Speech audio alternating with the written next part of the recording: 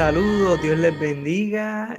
Aquí este es su servidor Wilfredo Alexis de Iglesia Podcast y me acompaña el pastor Gilberto Miguel Rufat en esta serie que hemos estado discutiendo, los últimos tiempos. Así que estamos muy contentos de poder estar compartiendo este tema. Hoy nos está acompañando tras bastidores Michael. No estaba presente en el micrófono, pero nos está ayudando en la producción del video, pues siempre presente. Le enviamos saludos ahí a nuestro compañero, pero así estamos muy contentos de que estén aquí escuchándonos, porque el propósito realmente es de despertar una curiosidad, y más que una curiosidad, poner en ustedes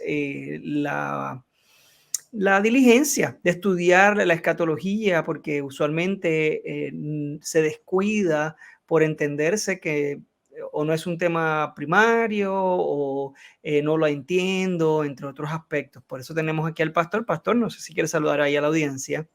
Bueno, un saludo como siempre a todos aquellos que nos puedan estar escuchando. Un saludo a Michael y pedimos a Dios que una vez más, pues lo que vayamos a exponer glorifique a Jesucristo, edifique a la iglesia y pueda traer salvación al perdido. Amén. Así que para comenzar, el tema de hoy viene siendo la escatología y el fin del antiguo pacto. Y esto surge a raíz precisamente del episodio que estuvimos discutiendo la última semana. Y este último episodio que habíamos discutido, estuvimos hablando de cuál era la generación que vería el fin y cuál era la era, ¿no? que iba a haber este fin. Así que a raíz de esto estuvimos hablando y yo creo que es muy importante, o entendemos que es muy importante poder ver qué papel juega, qué rol juega el entender las profecías escatológicas en el antiguo y el nuevo pacto, como lo hemos visto en la palabra, porque esto tiene mucho que ver en cómo podemos interpretar el sermón del Monte de los Olivos que Jesucristo estuvo discutiendo en Mateo 24 y 25, que hemos ido discutiendo. Si no han visto esos episodios, le pedimos que se tomen en el ratito de ver esos otros episodios en donde hemos estado discutiendo esas profecías de Jesús, que como van a ver, eso hemos llevado los últimos 4 episodios hablando de ese tema, y pues para que pueda entender mucho mejor este tema, les recomendamos que comience por ahí. Así que pues bueno, pastor, si quiere pues comenzar entonces. Adelante. Bueno, pues vamos a ver cómo hacemos la transición. Como bien dijiste, el último video, al último programa que estuvimos trabajando, estuvimos hablando acerca de cuál era el fin que se hablaba en Mateo capítulo 24, dentro de la pregunta de los discípulos, en el versículo 3, cuál sería el fin de aquella era, y señalamos que no era el fin del mundo, que no se refería al fin del mundo, sino que muy bien los judíos comprendían que era el fin de aquella era del antiguo pacto, que daría paso al nuevo pacto que había sido profetizado por diferentes profetas. Lo referente al nuevo pacto que estaremos hablando hoy, podemos verlos no sé, en cualquiera de ellos, en Isaías, Jeremías, Ezequiel, Oseas. Está documentado aquella obra que Dios haría cuando el siervo sufriente, si usamos el lenguaje de Isaías, o el Mesías príncipe en el libro de Daniel, vendría a hacer una obra en la cual el corazón de una parte de ese pueblo de Israel, como de Judá, pues ya que están divididos el pueblo en las tribus del norte y en las tribus del sur, serían llamados a salvación, y como esa obra del Mesías no se limitaría a salvar, a llamar a salvación a ese remanente de ese pueblo de Israel, sino también incluiría el llamado a los gentiles, algo que niegan otros sistemas escatológicos como lo es el dispensacionalismo pretribulacionista, premilenialista, que alega que, ¿verdad?, que ese pacto que Dios estableció en el Antiguo Testamento como en el Nuevo Testamento es un pacto que se circunscribe principalmente al pueblo de Israel y que la iglesia ha participado de ella solo en el sentido de que Dios ha puesto una pausa, ha parado su programa con relación al pueblo de Israel, ya que el pueblo no aceptó el reino tal y como Jesús lo estuvo presentando, para que entonces posteriormente Dios se retorne, Dios vuelva a llamar al pueblo.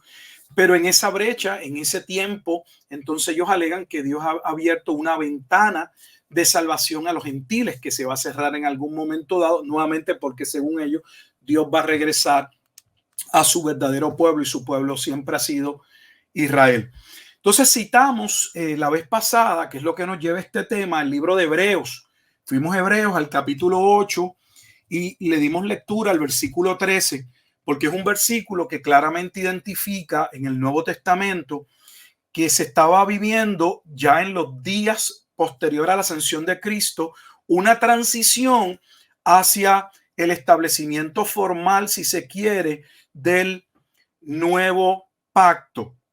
Porque esto es de gran importancia. Voy a tratar de simplificarlo.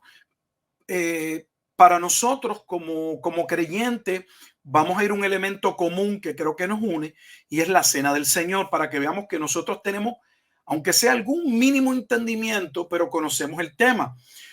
Y lo conocemos porque en la cena del Señor, cuando Jesús se sienta, ¿verdad?, con sus discípulos, allí claramente Jesús afirma, si estuviéramos en Mateo, en el capítulo 26, en el versículo 28, cuando Jesús está compartiendo aquella Pascua, le dice a sus discípulos, porque esta es mi sangre, Mateo 26, 28, porque esta es mi sangre del nuevo pacto, que por muchos, observe que no dice todos, que por muchos es derramada para remisión, esto es para el perdón de los pecados.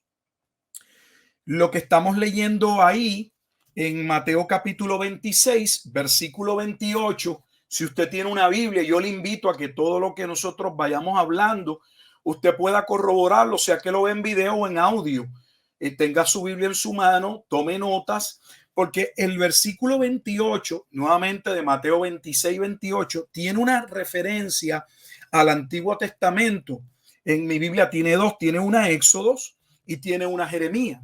En Éxodo habla de la remisión, habla de aquel sacrificio que fue instituido por Dios para la perdón de los pecados, y el Antiguo Testamento establecía que sin derramamiento de sangre no había remisión, no había perdón de los pecados. O sea, el medio de gracia que Dios constituyó para que el pueblo de Israel pudiese hallar una redención o un perdón temporal en lo que llegaba el Mesías, se daba dentro del tabernáculo o del templo.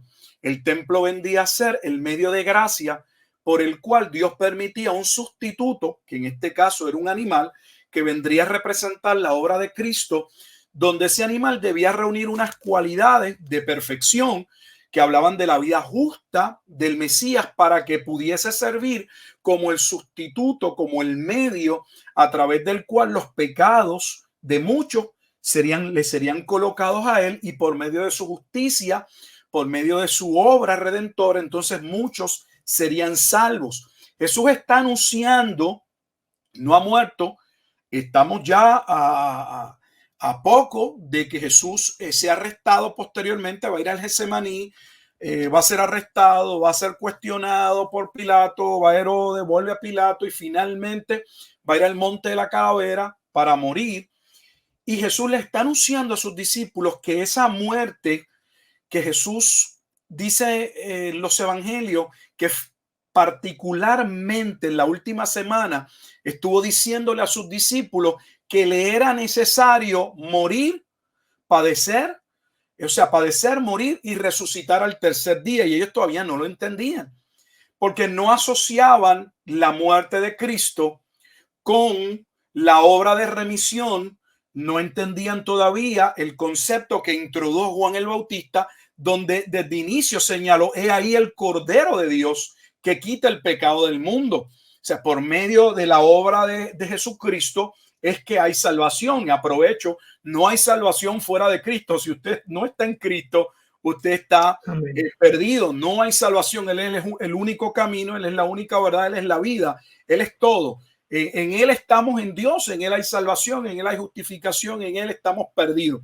Así que Jesús nuevamente anuncia en la Pascua que su muerte, que el acto redentor por el cual Él se había encarnado estaba pronto a suceder y que esa significaría para los discípulos y para todos aquellos que creerían sería la Pascua, la verdadera Pascua, aquel momento a través del cual ellos recordaban en el pasado cómo Dios los había libertado del cautiverio de Egipto y cómo en aquella última plaga donde morirían todos aquellos que no hubiesen llevado a cabo aquel sacrificio de aquel cordero, que su sangre tenía que ser colocada en los dinteles. Ellos recordaban aquel momento dado la relación con aquella última plaga y su salida de Egipto. O sea, recordaban la liberación, la salvación, y esa salvación tipificaba, anunciaba la obra que había Jesucristo. Por eso Él es la verdadera Pascua, Él es el Cordero Pascual. Ahora, aquí está el problema. Todos nosotros, en algún momento dado, como creyentes en nuestra iglesia, celebramos la Santa Cena, la Eucaristía, como usted le quiera llamar. Y hablamos, y en algún momento dado se leen pasajes como el que leímos en Mateo 26, o sea, aquel que Pablo señala en la carta a los Corintios, porque él también le fue enseñado lo referente a lo que sucede en aquella noche. Sin embargo, tenemos un sector, Wilfredo, de la iglesia que entiende que el nuevo pacto no ha ocurrido. O sea, aquí ya tenemos un problema.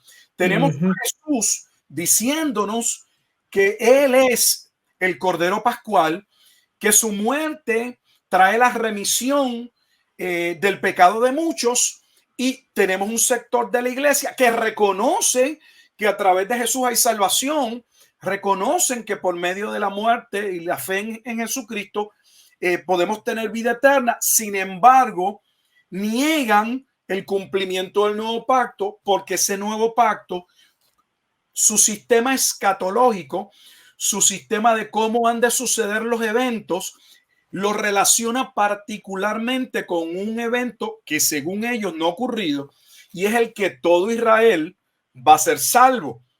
La gran parte de los creyentes hoy han adoptado el sistema dispensacionalista, pretribulacionista, donde coloca esa salvación, ese momento, ese acto de remisión, de perdón, donde Israel va a ser salvo en la tribulación. En diferentes momentos, hay diferentes posiciones. Por lo general, se tiende a particularizar que va a ocurrir luego de los primeros 3 años y medio, donde los judíos habrán hecho un pacto, según ellos, con el anticristo, y luego pues él se va a demostrar tal cual es, se va a sentar en el trono de Dios, va a reclamar ser Dios. Ellos van a ser perseguidos, pero una parte de ellos va a ser salvo, y es en ese momento en el que ellos particularmente afirman que se cumple el nuevo pacto. Pero entonces, pastor, perdone que le interrumpa, porque eso también me está muy curioso. Entonces, el título o por llamarle epíteto de Antiguo y Nuevo Pacto, entonces ellos lo basan totalmente en el pueblo de Israel. Sí, para ellos el pacto que Dios le anuncia a Abraham y que establece por medio de la ley con Moisés, ese pacto para ellos es un pacto que Dios estableció con el pueblo de Israel. O sea, es un pacto particularmente de Israel. No quiero cambiar el tema, pero aprovecho la coyuntura, como los que me conocen saben, para decir que aquí está otra de las contradicciones del cristianismo en muchos sectores. No me refiero al cristianismo en términos de lo que la escritura establece, sino ese cristianismo que se ha creído en muchos sectores, porque por un lado rechazan la doctrina de la predestinación o de la elección, cuando ellos mismos creen que Dios eligió un pueblo y que solo eligió ese pueblo entre todos los demás pueblos. Y el punto es, si usted cree que todo el Antiguo Testamento, que en un sentido representa una parte más amplia de lo que nosotros llamamos la Biblia, y ese Antiguo Testamento para usted habla de que Dios tiene un pacto de exclusividad únicamente con Israel, donde Dios eligió a Israel y no a ninguna otra nación, y a quien Dios viene a salvar en Cristo, Israel, ¿cómo es que entonces usted no le molesta o no tiene ningún problema con ello para creer en Dios? Cuando usted cree que hay un Dios que soberanamente elige a Israel, pero entonces tiene problema cuando en el Nuevo Testamento se habla de la elección y en esa elección se afirma que hay un remanente de Israel que era parte de ese decreto de elección y un grupo de gentiles que la Biblia no nos dice cuántos son, que son añadidos, pasan a ser parte de ese mismo pueblo, de ese mismo olivo, como le llama Pablo en Romanos, porque entonces tenemos problema entonces con esa lección en el Nuevo Testamento cuando es lo que creemos y traemos del Antiguo Testamento. Así que solo se lo dejo ahí para que usted piense, razone y vuelvo a establecer, como Wilfredo preguntaste, es correcto. Ellos postulan nuevamente que las profecías, que todo lo que el Antiguo Testamento dice, lo dice para Israel y que quien debe esperar estas promesas es el pueblo de Israel, que lo que está en el Antiguo Testamento atañe solo a Israel. Esa es la razón, sin salirme del tema, pero aquí aprovecho por la cual en nuestros libros de escuela dominical, en muchos de los libros que se toca el tema del Antiguo Testamento, usted verá que básicamente el hilo conductor es sacar de las historias de los eventos que suceden una enseñanza de carácter básicamente moral. Como alegoría lo toman. Claro, porque es lo que podemos sacar nosotros los gentiles, aprender, vamos a decir, de los errores de otros, pero no en términos de aplicar esas promesas a la iglesia, porque esas promesas no son de la iglesia, son de Israel. Es que el dispensacionalismo está basado en una distinción entre Israel y la iglesia, que no es el tema que la Biblia no enseña. Y no estamos hablando de teología de reemplazo, porque algunos hablan y dicen, bueno, pero es que ustedes creen esa doctrina de que Dios levanta un nuevo pueblo. No creemos que la iglesia es un nuevo pueblo.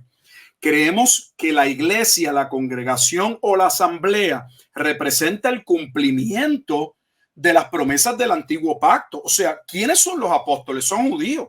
¿Quiénes son los primeros 3,000 que se convierten? Son judíos.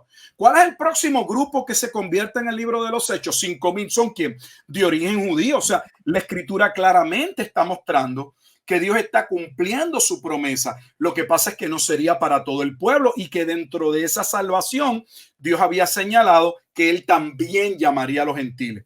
Regresando a Mateo 26, porque podemos irnos por muchas vías.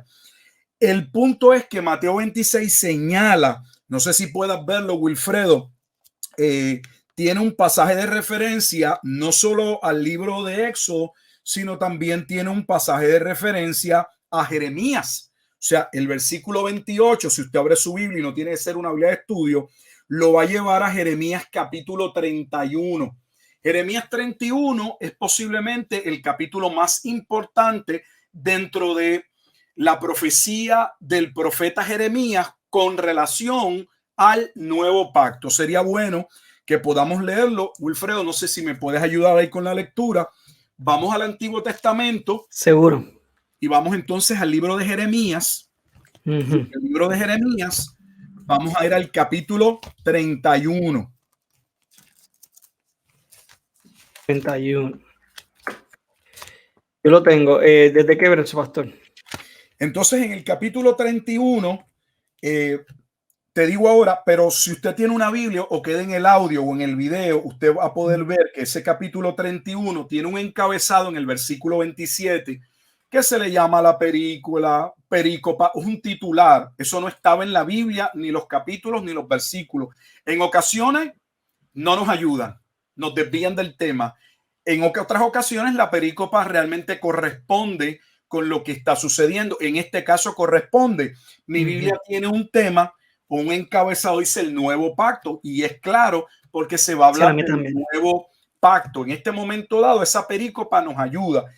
Inicia en el versículo 27 y vamos a tomarnos el tiempo de leer por lo menos del versículo 27 hasta el versículo 34, aunque nos toma un tiempito del 27 al 34, porque este es el contexto que vamos a ver que Jesús está señalando cuando está hablando de que Él es el cumplimiento del nuevo pacto y por qué razón su muerte está asociada a ese nuevo pacto. Y luego que leamos Jeremías 31, entonces vamos a ir, que es lo otro importante, y con esto ya irá el programa, en ver cómo el Nuevo Testamento señala que la profecía de Jeremías capítulo 31 tuvo cumplimiento y no se quedó en el aire, o como algunos dicen, se va a cumplir en el tiempo de la tribulación cercano a la segunda venida de Jesucristo. Vamos a leer Jeremías 31, versículo 27 al versículo 34. Ajá, dice así. He aquí vienen días, dice Jehová, en que sembraré la casa de Israel y la casa de Judá de simiente de hombre y de simiente de animal. Y así como tuve cuidado de ellos para arrancar y derribar y trastornar y perder y afligir, tendré cuidado de ellos para edificar y plantar, dice Jehová. En aquellos días no dirán más, los padres comieron las uvas agrias y los dientes de los hijos tienen la dentera, sino que cada cual morirá por su propia maldad. Los dientes de todo hombre que comiere las uvas agrias tendrán la dentera.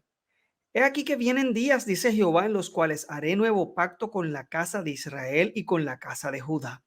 No como el pacto que hice con sus padres el día que tomé su mano para sacarlos de la tierra de Egipto, porque ellos invalidaron mi pacto, aunque fui yo un marido para ellos, dice Jehová. Pero este es el pacto que haré con la casa de Israel después de aquellos días, dice Jehová. Daré mi ley en su mente y la escribiré en su corazón, y yo seré a ellos por Dios, y ellos me serán por pueblo. Y no enseñará más ninguno a su prójimo, ni ninguno a su hermano, diciendo, conoce a Jehová, porque todos me conocerán, desde el más pequeño de ellos hasta el más grande, dice Jehová, porque perdonaré la maldad de ellos y no me acordaré más de su pecado. Vamos a hacer un breve resumen de lo que se está hablando aquí. Lo que estamos viendo en el versículo 32 es que Dios viene a establecer un nuevo pacto, ya que el antiguo pacto, según el versículo 32, había sido invalidado por quién, no por Dios, había sido invalidado por el pueblo. El pueblo no había cumplido con el sistema de mandamientos y ordenanzas que Dios había establecido cuando le da la ley a Moisés. Ese pacto también es importante, aunque no vamos a entrar hoy en ello, que es un pacto que está constituido en términos de un pacto marital.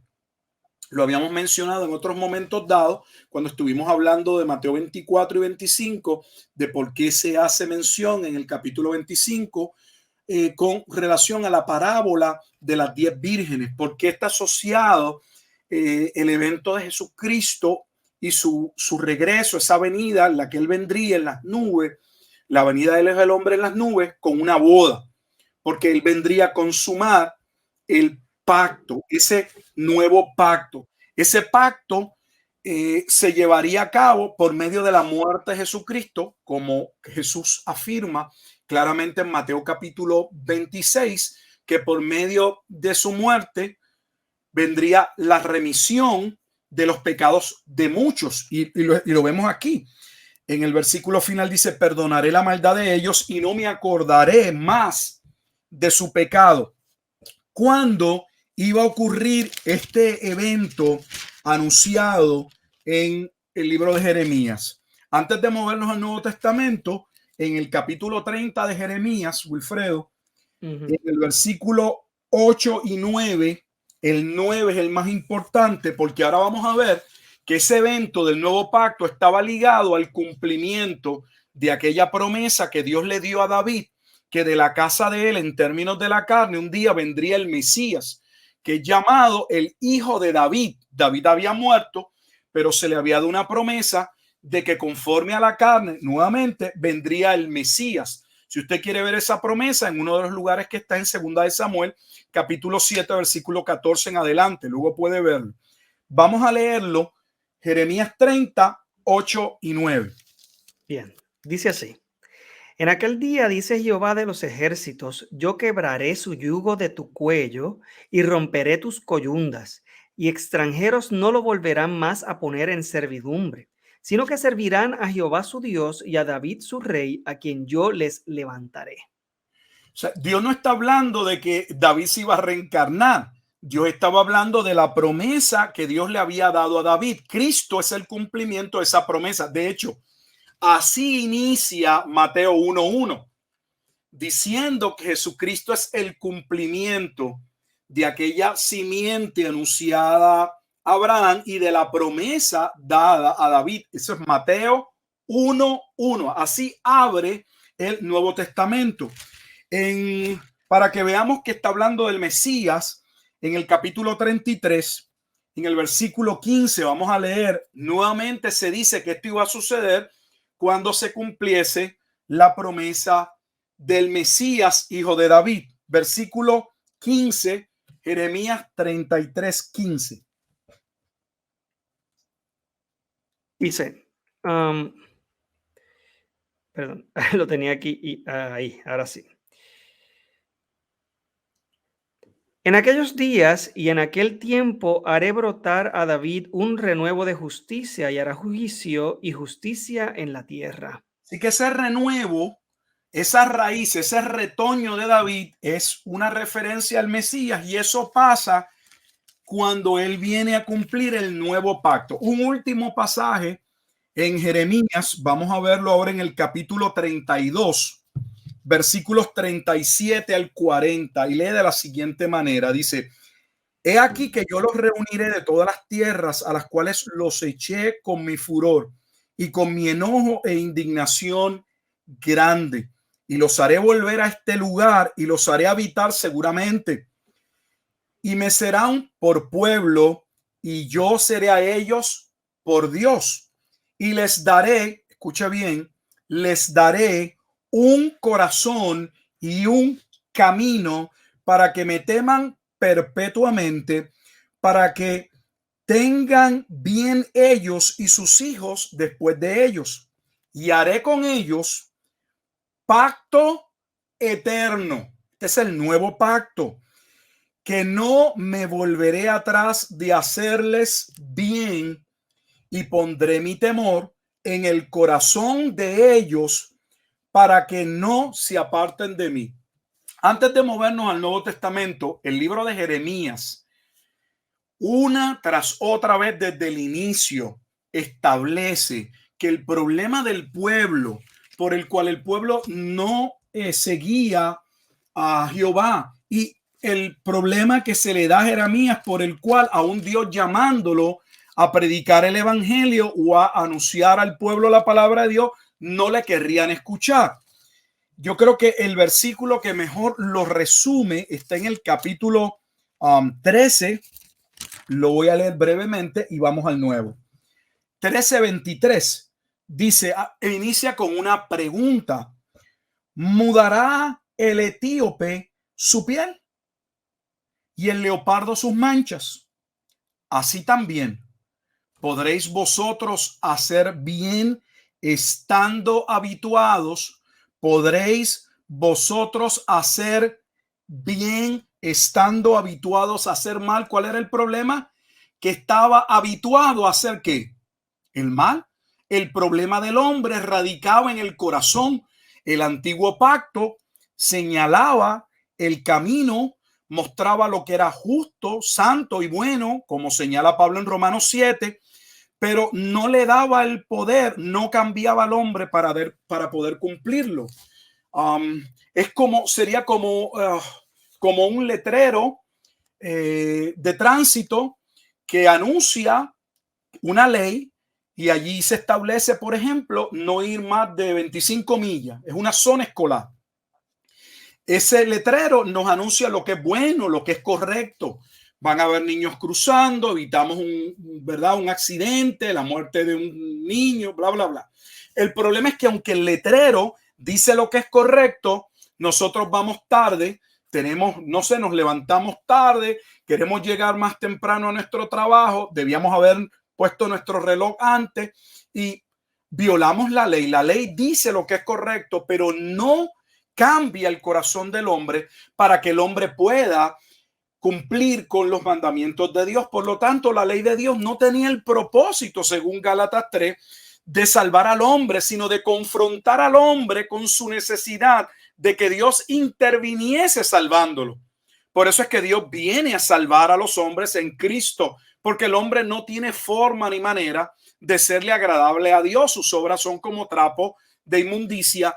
Se requería de alguien que viviese una vida perfecta, y esa vida perfecta, quien único la va a vivir es Cristo, y él va a sustituir a muchos en la cruz para que por medio de su muerte, su redención, su sustitución, entonces aquellos por los que él muere, viniese sobre ellos entonces esa gracia, ese perdón, esa salvación tal y como Dios determinó. Ahora, vamos ahora a recapitular. Estábamos en Mateo 26, 28. Jesús le anuncia a sus discípulos que él es el cumplimiento del nuevo pacto. El pasaje en el capítulo 26, versículo 28 de Mateo, nos refiere a Jeremías capítulo 31. Vimos que Jeremías capítulo 31 habla del momento en que Dios vendría a establecer un nuevo pacto, que en el capítulo 32 dice está asociado a un cambio en el corazón que el hombre necesita. Dios viene a transformar el corazón para que ese corazón ahora tenga la disposición, tenga el deseo por Dios que antes no tenía. ¿Cuándo dice que iba a suceder? Cuando llegase el hijo de David. Y es imposible que digamos que eso no sucede en el Nuevo Testamento, porque ese mismo pasaje de Mateo 26 que nos lleva a Jeremías, ese mismo evangelio, y ahora quiero leerlo antes de pasar al libro de Hebreo, en Mateo 1:1, Wilfredo, si lo puedes leer, mire cómo inicia el Nuevo Testamento. Mateo 1:1, el primer versículo del Nuevo Testamento. Sí, y lee. Libro de la genealogía de Jesucristo, hijo de David, hijo de Abraham. O sea que Jesucristo es el cumplimiento de ¿qué? De aquel renuevo que vimos en Jeremías, que vendría a cumplir el nuevo pacto. Ahora, es imposible negar que Cristo es el cumplimiento del nuevo pacto, no solo porque Jesús claramente lo asevera en la cena del Señor, sino porque tenemos una carta, una epístola que más que ninguna otra carta en el Nuevo Testamento claramente señala que ello se cumplió, lo referente a Jeremías, en la primera venida.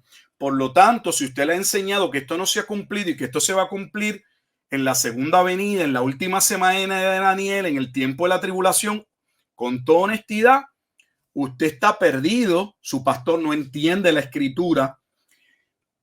La escritura es la autoridad. Yo creo que cuando, Wilfredo, las personas no hemos entendido, los cristianos no hemos entendido que cuando la Biblia habla, todo argumento debe cesar y estamos llamados a obedecer.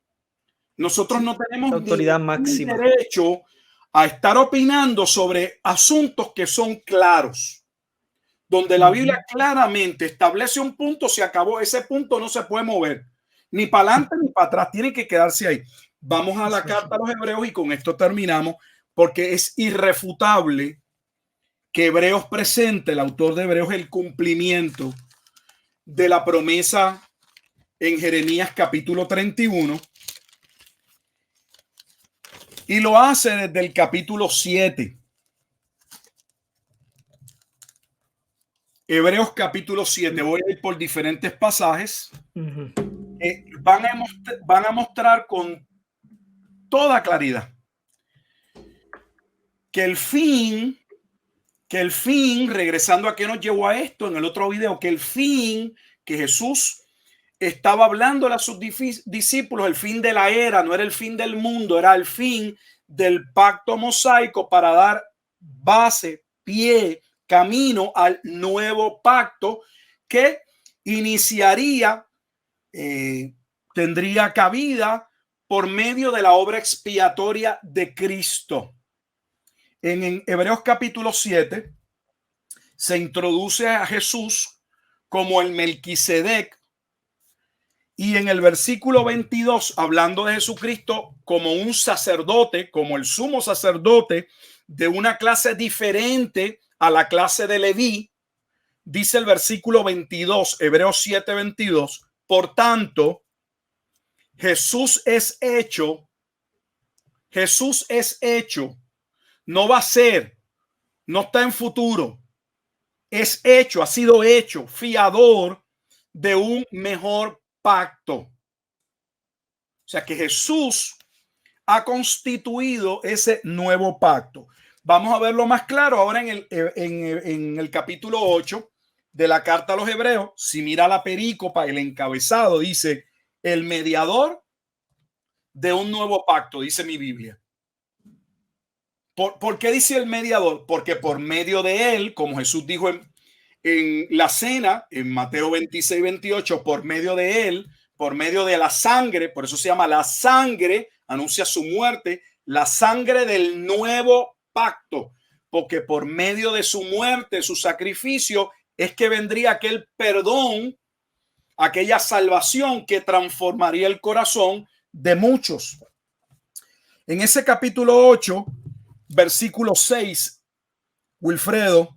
Sí, lo tengo. 8:6 hasta el versículo 13, y eso nos va a llevar al pasaje que es el 13, el final, que nos condujo a este estudio, el que habla de la transición del antiguo pacto al nuevo pacto. Okay. Y dice de la siguiente manera: pero ahora tanto mejor ministerio es el suyo, cuanto es mediador de un mejor pacto establecido sobre mejores promesas. Porque si aquel primero hubiera sido sin defecto, ciertamente no se hubiera procurado lugar para el segundo. Porque reprendiéndolos dice: he aquí vienen días, dice el Señor, en que estableceré con la casa de Israel y la casa de Judá un nuevo pacto, no como el pacto que hice con sus padres el día que los tomé de la mano para sacarlos de la tierra de Egipto, porque ellos no permanecieron en mi pacto, y yo me desentendí de ellos, dice el Señor. Por lo cual, este es el pacto que haré con la casa de Israel después de aquellos días, dice el Señor.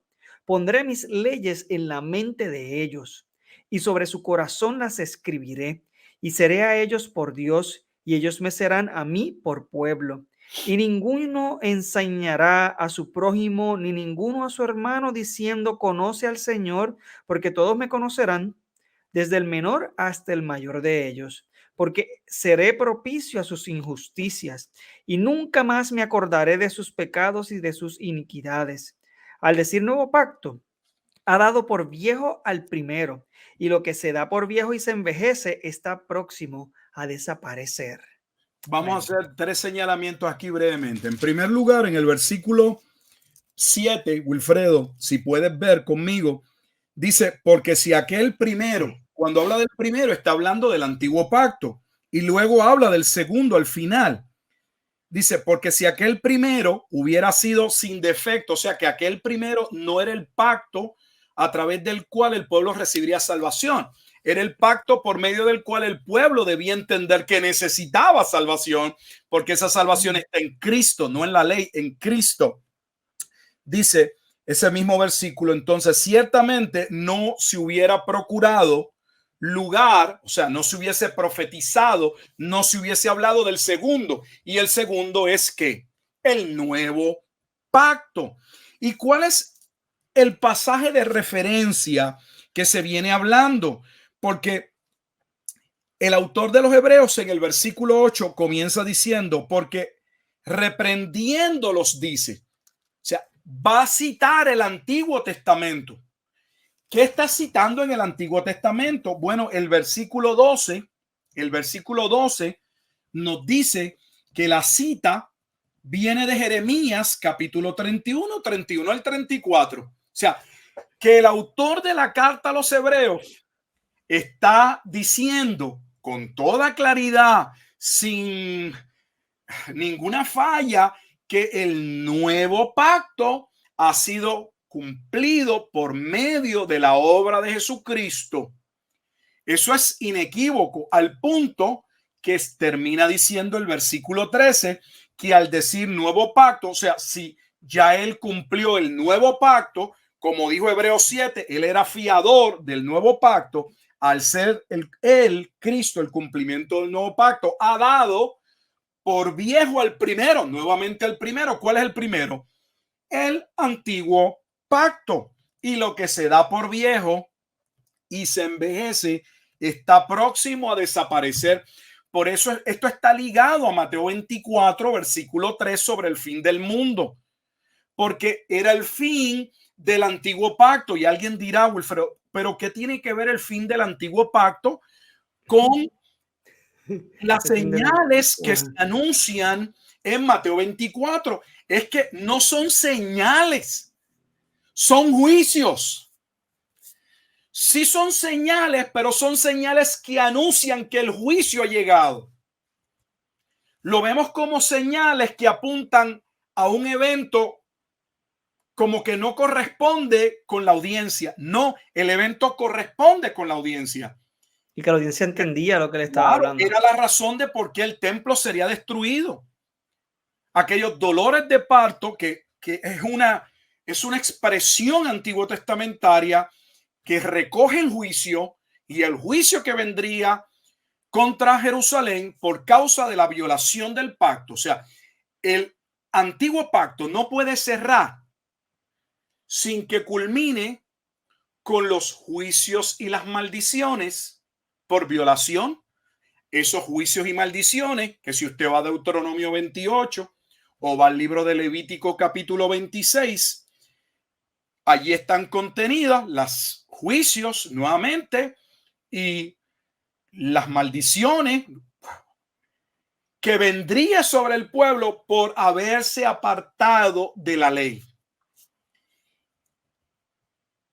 Eso era lo que iba a suceder Claro. en Mateo 24. Entonces hay una transición entre el nuevo y el viejo.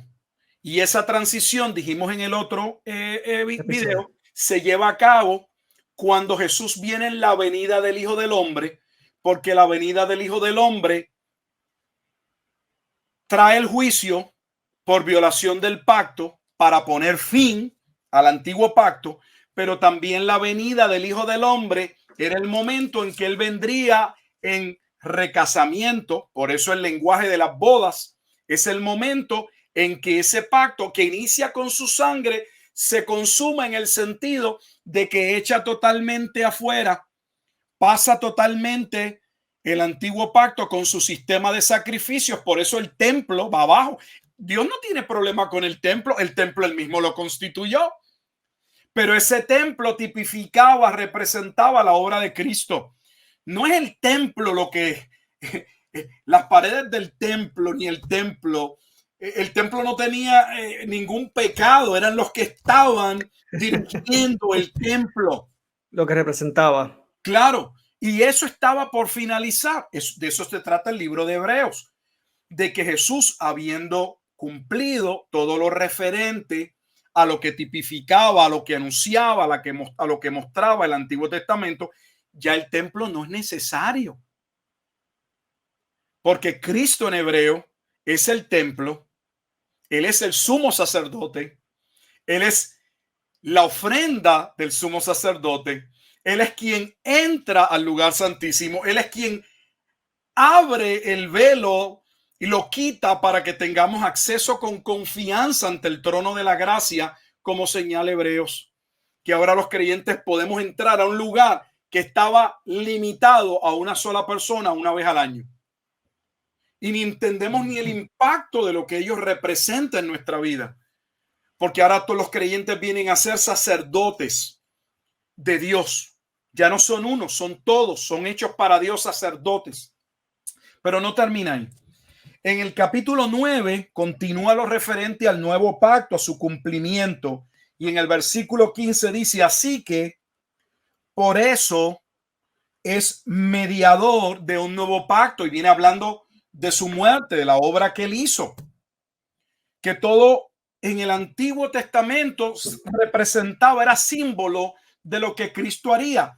Mírenlo en el versículo 9, Hebreos 9:9, lo cual es símbolo para el tiempo presente, según el cual presentan ofrendas y sacrificios que no pueden hacer perfecto en cuanto a la conciencia al que practique ese culto, porque cuando el autor de Hebreos le está dirigiendo esta carta a la audiencia, el templo está en función y es lo que le está diciendo, los sacrificios que se llevan allí a cabo ya no son necesarios y no pueden realmente, no tienen ninguna validez contra nuestra condición pecaminosa. Todo ello tenía un tiempo. ¿Cuál era el tiempo? Versículo 10, 9:10. Ya que consiste solo de comidas y bebidas, de diversas abluciones y ordenanzas acerca de la carne impuestas, ahora escuche bien el lenguaje, impuestas, debían obedecerlas, impuestas hasta el tiempo, impuestas hasta el tiempo, ese hasta indica un fin, hasta el tiempo de reformar las cosas, o sea, que el fin de la era el fin de aquella ley mosaica para dar paso a la reforma del nuevo pacto. Versículo 15 lo asevera. Así que por eso, hablando de Cristo, es mediador de un nuevo pacto. Hebreos 9:15. No se queda ahí, todos los capítulos, excepto el 11 hasta el final de la carta, hablan de este cumplimiento. Por eso digo que no sé qué Biblia estudian algunos. Yo entiendo que no leen, solo repiten. En el capítulo 10, me gustaría, Wilfredo, que puedas leer lo referente a los versículos 15 y 16 y que puedas hacer la salvedad cuando lo leas finalmente, que tanto el versículo 16 hace referencia nuevamente a Jeremías 31. Lo vas a poder ver en la nota que está en las Biblias. 15 y 16. 15 y 16. Ok. Sí. Y nos atestigua lo mismo el Espíritu Santo, porque después de haber dicho, y ahí donde comienza la cita, este es el pacto que haré con ellos después de aquellos días, dice el Señor. Pondré mis leyes en sus corazones y en sus mentes las escribiré. Versículo 17. Oh, perdone, sí, y añade, y nunca más me acordaré de sus pecados y transgresiones. Por eso el versículo 18 dice, pues donde hay remisión de estos, que es perdón, no hay más no ofrenda, hay por, el más pecado. ofrenda por el pecado. Claro. O sea, cuando se leen los pasajes en contexto, todo el panorama se aclara. El autor de Hebreos, no solo en el capítulo 8, asevera que la promesa o la profecía con relación al nuevo pacto se cumple en Cristo, sino que nuevamente en el capítulo 10 vuelve a reafirmarse, vuelve a declarar, vuelve a señalar, usa el sinónimo que usted quiera, que Jeremías capítulo 31 se cumple en el ministerio, obra, vida, muerte y resurrección de Cristo. Eso es inequívoco. Usted no lo puede refutar. Usted lo cree o lo rechaza. Y quiero hacer la salvedad. Usted lo cree o lo rechaza. La Biblia lo señala con claridad. Esto no es que hay que leer entre líneas, hay que rebuscarlo, hay que ir al griego. No, es que es claro. No solamente ahí, sino que en ese mismo capítulo, más adelante, vemos que se habla de que Cristo, su muerte, lo que Jesús le declaró a sus discípulos, que fue el versículo con el que iniciamos, Mateo 26-28, su muerte, es la sangre del nuevo pacto. Miren el versículo 29, comienza con una pregunta, Hebreos 10:29. ¿cuánto mayor castigo pensáis que merecerá el que pisoteare al Hijo de Dios y tuviere por inmunda la sangre del pacto? Aquí está la relación entre la copa. Esta es la copa, esta es la sangre del nuevo pacto.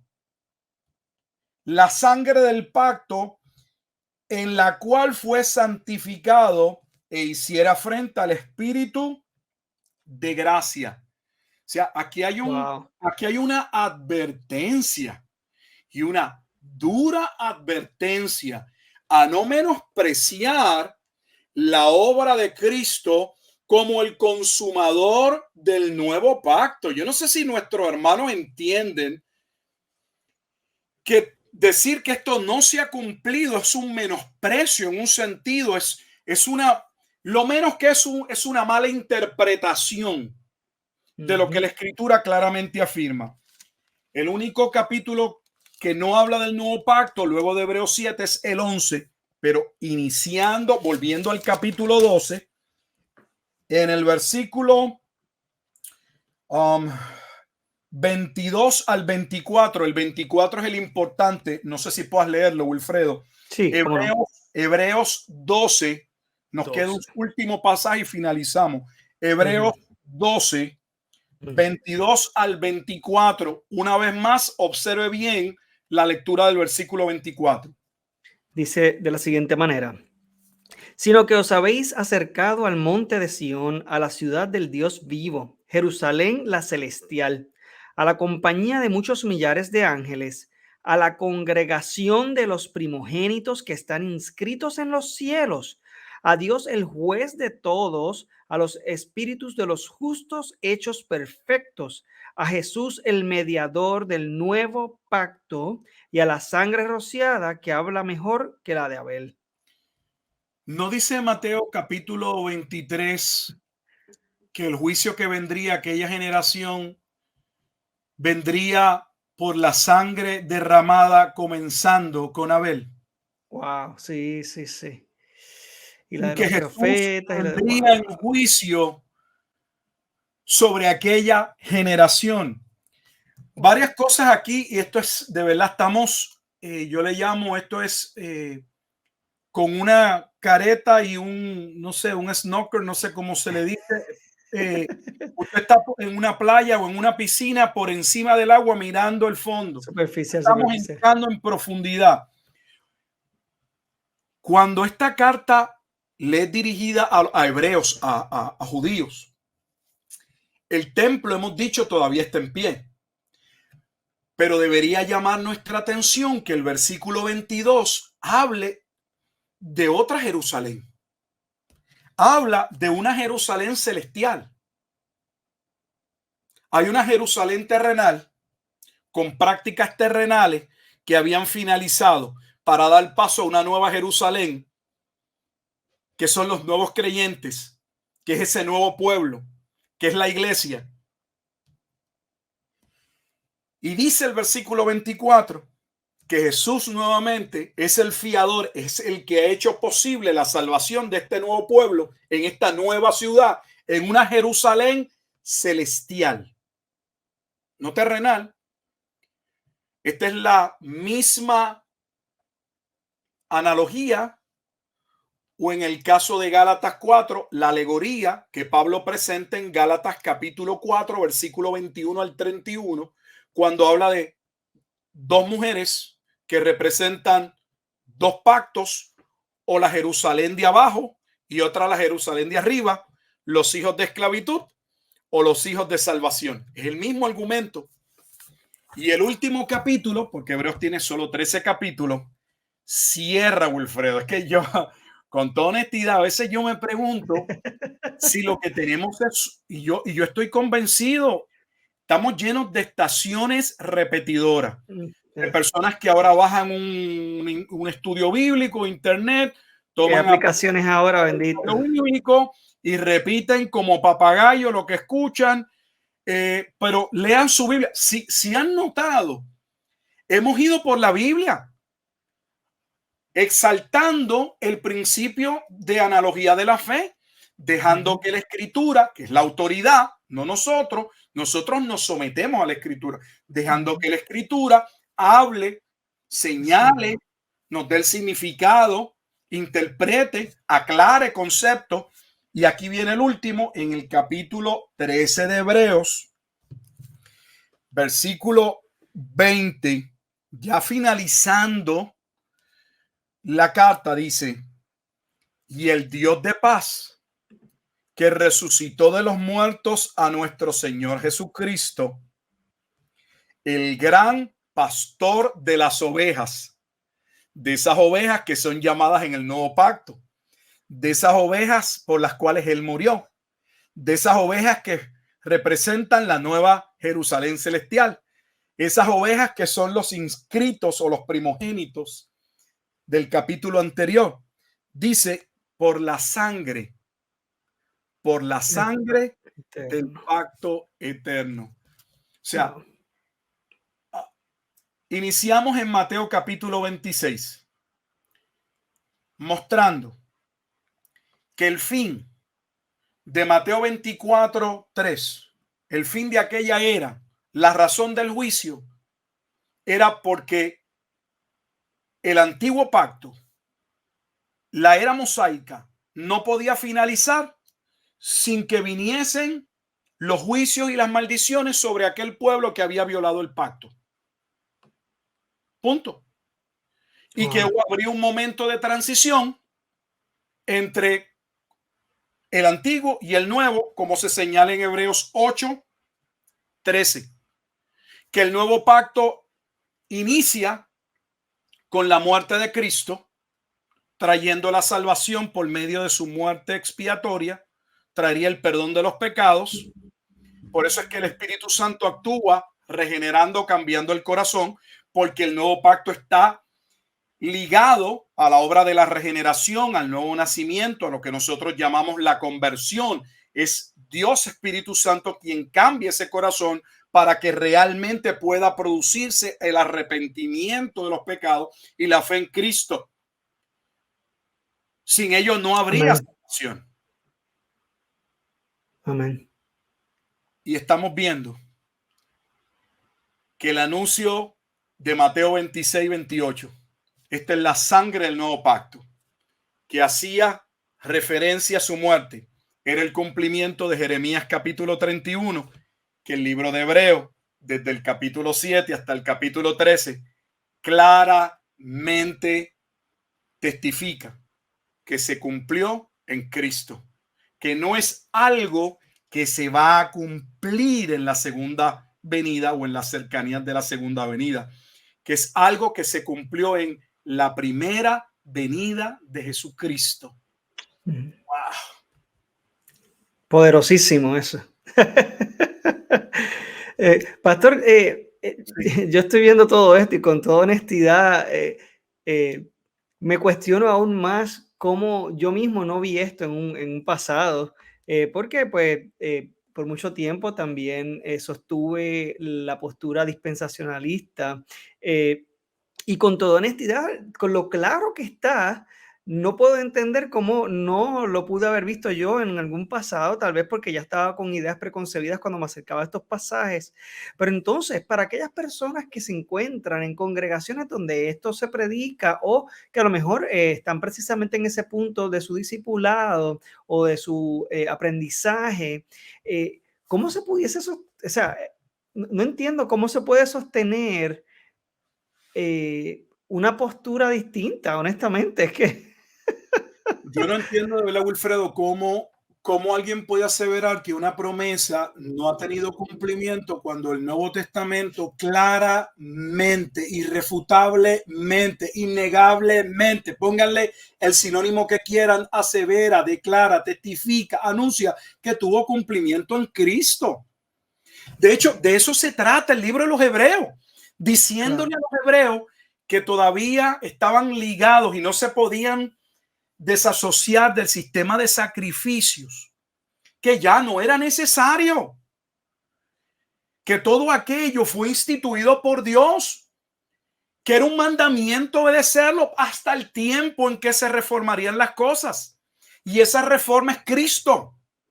Por lo tanto, no era correcto creer en Cristo y mantenerse yendo al templo y continuando los sacrificios y las ordenanzas del antiguo pacto. De hecho, les dice, tengan cuidado de no terminar pisoteando, menospreciando la obra de Uf, Cristo. está fuertísimo eso. Eh,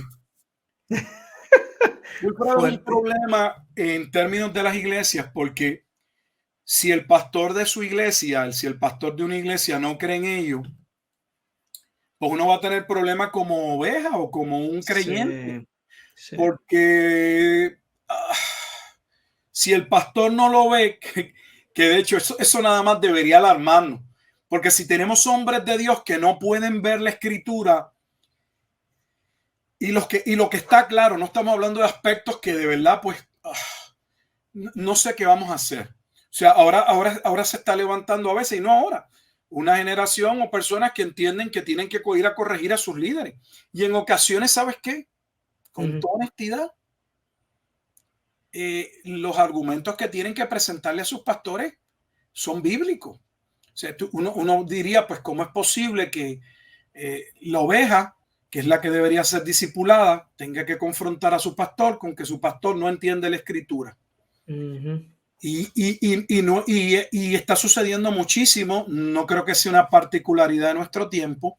Así que Dios nos ayude. Yo solo puedo decirle a aquellos que están en alguna iglesia y que se les está enseñando o en su lectura de la escritura se van dando cuenta de que no todo lo que han escuchado corresponde a lo que la Biblia enseña. Yo les digo, y no porque tengan problemas en su iglesia, que es menester obedecer a Dios antes que a los hombres. Ujú. No estamos diciendo, no es mi intención decir que su pastor no sea un hombre de Dios, pudiera no serlo. Pudiera no serlo porque vivimos en un tiempo que no queremos juzgar nada, ¿no? Claro. Pudiera no serlo. Eh, pero a usted le corresponde como los bereanos. Me gusta mucho ese pasaje en el libro de los Hechos, cuando Pablo expone en Berea y los bereanos escuchan, pero como Pablo está testificando que lo que él acaba de decir está en el Antiguo Testamento, los bereanos muy sabiamente dijeron, nosotros vamos a ir a ocultar, a indagar en esos manuscritos y vamos a ver si lo que tú alegas que ellos dicen, lo dicen. Entonces, si la Biblia dice lo que dice, a usted le corresponde obedecer la Biblia, seguir la Biblia, aunque eso les pueda traer problemas Ujú. en su iglesia. Usted no está allí para causar problemas. Si usted Claro. entendiera que usted va, el Espíritu de Dios va abriéndole los ojos a toda verdad, a toda justicia, y que la iglesia en la que usted está no puede crecer. De hecho, si usted hablase lo que usted entiende, la escritura enseña, traería problemas. Luego de hablar con su pastor, yo creo que siempre es bueno dejarle saber al pastor sin ánimo de entrar en un debate, ni de que Claro. usted crea que usted sabe más que su pastor para que él no piense que usted viene allí a humillarlo o que se cree usted que viene allí contra el ungido de Jehová. Que usted se siente y le diga, mire pastor, yo he estado estudiando las escrituras, he llegado a este entendimiento. Si el pastor no se ha aseverado sobre eso, me gustaría saber, ¿verdad? En particular, qué usted cree sobre este punto. Y si usted no lo cree, y mira, hay cosas que en las que uno puede mantenerse en una iglesia a pesar de que no estemos de acuerdo en todo, pero Claro. hay otras cosas que no. Yo Ujú. personalmente entiendo, como Hebreos lo muestra, que es una falta grave no creer que Cristo es el cumplimiento del nuevo pacto. No lo veo como algo ligero, como algo secundario, como se quiere colocar las cosas para ponerlas en un segundo plano. Estamos hablando de una doctrina primaria sobre la salvación. Cristo es la reforma, Cristo es el nuevo pacto, Cristo es el camino. Decir lo contrario es negar la escritura y después podríamos en otro episodio, Ujú. en otro momento, ver por qué es que ellos niegan el nuevo pacto. Nosotros solo hemos sacado el tiempo para afirmar que la escritura declara su cumplimiento. Claro. Pero ellos se aferran a ciertos pasajes para decir que aunque el Nuevo Testamento dice lo que dice, no lo puede decir con relación al cumplimiento, sino como como si lo que Jesús estuviese diciendo es como parte de lo que se va a cumplir, pero no se ha cumplido. O sea, ese juego de malabares teológicos, como en Hebreo, con Hechos 2, cuando Pedro declara que la llegada del Espíritu Santo es el cumplimiento de Joel 2. Pero ellos dicen, no, pues es el Joel 2, porque aquellos no son los postreros días. Los postreros días son el fin del mundo, pastor. ¿Cómo usted se va a equivocar en un punto tan claro y evidente? No, no es que yo me equivoque, es que la Biblia claramente dice que era el cumplimiento. Entonces, como ellos lo matizan, como ellos lo cambian, como visten su muñeco de pájaro, es para entonces decir que lo que Pedro está diciendo es que aquel evento era parecido a lo que iba a ocurrir. Que no era el evento, pero que algo como eso era lo que iba a ocurrir. Luego podríamos señalar por qué, pero para no dejar a nadie en el aire, la razón por la que ellos no ven el cumplimiento es porque ellos entienden que ese nuevo pacto, si se hubiese cumplido, implicaría la salvación de todo Israel. Los discípulos son parte de Israel, los primeros 3,000 serán parte de Israel, luego 5,000 eran parte de Israel. El evangelio en Mateo 10 fue enviado a ser predicado primeramente en Judea, o sea, a los judíos. Pero como ellos no ven que todos vienen a salvación, pues entienden que esto no se ha cumplido y que se va a cumplir cuando nuevamente en el tiempo de la tribulación o en la semana 70 de lo que ellos dicen corresponde a la semana de Daniel, en Daniel 9, que ahí es cuando Dios va a salvar a todos los judíos, porque ese es el cumplimiento de Romanos capítulo 11, versículos 25 y 26, lo cual es totalmente erróneo, falso. Esa no es la interpretación correcta. Así que esperamos hasta aquí, Wilfredo, haber podido abonar. Hemos hablado mucho, hemos señalado muchos versículos, así que mi llamado es a aquellos que están viendo el video o que escucharán el audio, que tomen nota de la cita. Nosotros por tiempo no hemos podido leer todo, solo algunos pasajes. Usted puede tomarse el tiempo en su casa y si la carta a los hebreos es una carta tan importante, entonces debe sacar el tiempo para leer hebreo, al menos lo referente al capítulo 7 hasta el 13. Yo le invito a hacerlo desde el capítulo 1 para que entre con el sabor, el sazón desde el inicio y vea con todo el contexto. Seguro que sí, el contexto lo es todo. Claro, pastor, le quiero hacer una preguntita rapidito. Sé que ya nos hemos ido de tiempo, pero esto significaría entonces que Jesús, al encarnarse, comienza ese nuevo pacto sin todavía culminar por completo el antiguo pacto, porque este pacto se cumpliría entonces en el momento del juicio, ¿cierto? Que fue en el año 70. Sí, lo que pasa es que el nuevo pacto inicia con su muerte, claramente. Pero hay una transición. ¿En qué sentido hay una transición? Hay una transición porque, aunque por medio de su vida, muerte y resurrección, Cristo cumple el nuevo pacto, el templo todavía está allí. Y para algunos el hecho de que el templo está significa que Dios lo tiene allí levantado, que no ha venido el juicio del cierre. Y Jesús está anunciando ese cierre, que es un cierre que ya estaba testificado en el Antiguo Testamento, porque en la propia profecía de Daniel capítulo 9, versículos 24 al 27, que es desde ese capítulo o de ese libro en Daniel 9, que ellos aseveran que la última semana no se ha cumplido y que es la semana en la que se cumple el nuevo pacto. Dentro de esta semana Dios llama a Israel.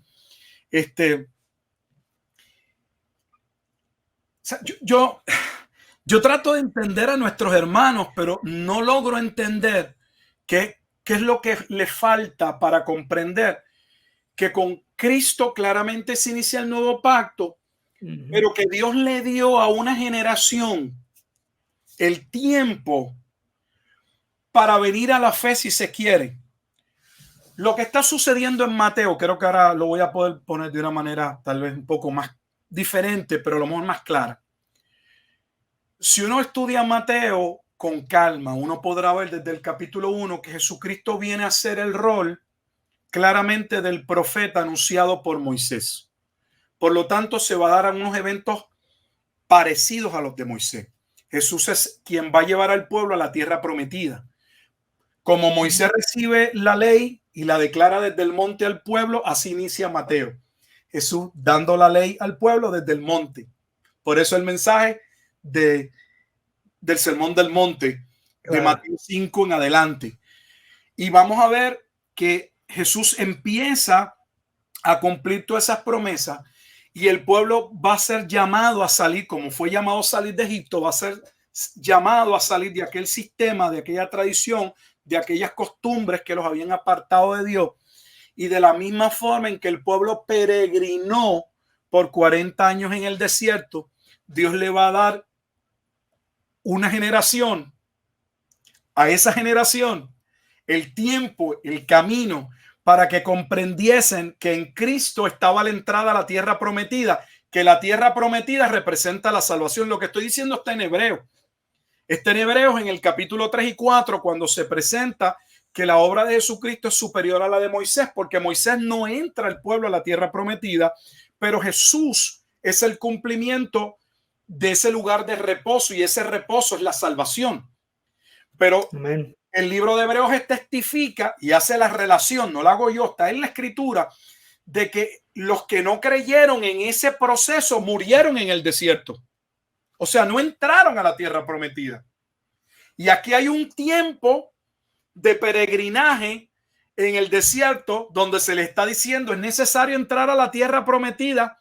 La tierra prometida es Cristo, pero los que no creerían serían ¿qué? Perecerían en el desierto. Y hay una transición nuevamente entre algo que se establece.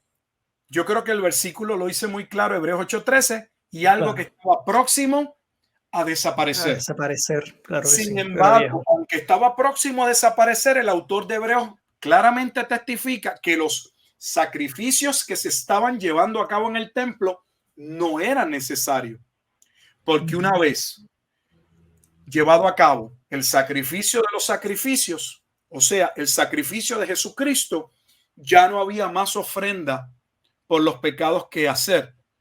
Ya estaba abierto el camino al lugar santísimo. La salvación se halla única y exclusivamente en la persona de Cristo. Amén. Tremendo. Bueno, gracias, pastor. Como siempre, esto es un tema que las personas usualmente no relacionan con la escatología, sin embargo, es tan esencial para comprender. Claro, y lo hemos ido demostrando en cada uno de estos episodios, cómo precisamente nuestra visión escatológica puede afectar, como también interpretamos pasajes que son tan esenciales. Por eso es que el propósito de este episodio es demostrar primero que el entender el antiguo pacto y el nuevo pacto, en qué consiste bíblicamente, nos va a ayudar también a entender las profecías escatológicas en la palabra. Gracias, pastor, de verdad, nuevamente, por su colaboración. Ha sido de mucha bendición para mi vida de todas maneras, y también sé que para muchos de la audiencia, digo de todas maneras, ¿verdad? Porque realmente sigo aprendiendo. Esto como que no se termina. Ahí estamos, Wilfred, ahí estamos todos. Somos discípulos for life, de por vida. Eso es así. Así que pues nada, gracias por su sintonía. Les recuerdo que puede seguir a Michael Cerezo como Michael Cerezo en YouTube. En sus redes sociales está como Michael J. Cerezos en Instagram y en Facebook. Puede conseguir también su podcast en Ortopraxis Podcast en Spotify. Y puedes seguir entonces también a Iglesia Podcast en Spotify, Apple Podcast y E-Glesia en el canal de YouTube. Al pastor Gilberto Miguel Rufat también en su canal de YouTube. Dios les bendiga y gracias por su sintonía. Hasta la próxima.